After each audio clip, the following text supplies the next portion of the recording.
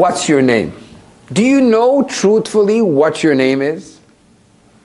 There's your name that everyone calls you, and then there's your calling. What is your calling? Well, Yaakov Avinu, Yaakov our forefather, when he was traveling with his family and needed to go back to get a little jar he forgot on the other side of the passage of Yabok, he was faced with an angel. The angel started fighting with him. I'm going to get you. I'm going to get you where it hurts, where you're the weakest. Yaakov doesn't give up. He puts on a fight with all his power, with all his might, till the early morning. At that moment, he asks the angel, who are you? What's your name?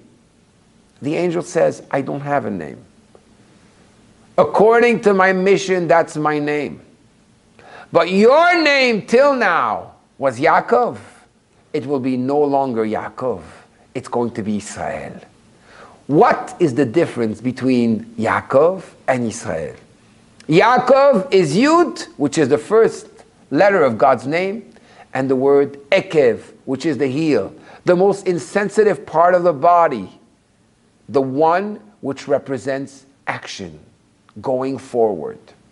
You, Yaakov, were ready to be a servant of God, go forward without thinking. Now your name will no longer be Yaakov. I'm going to reveal to you your true name, Israel. Israel is the same letters as the word Lirosh. You will now become a head, the head of a nation, the head that is connected to God. You will be able to feel what it means to be connected to the head of your soul. Every single one of us has two levels.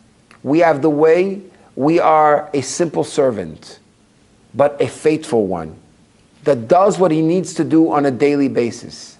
If we're ready to put up a fight and every day overcome the struggles, then eventually we can earn our true name.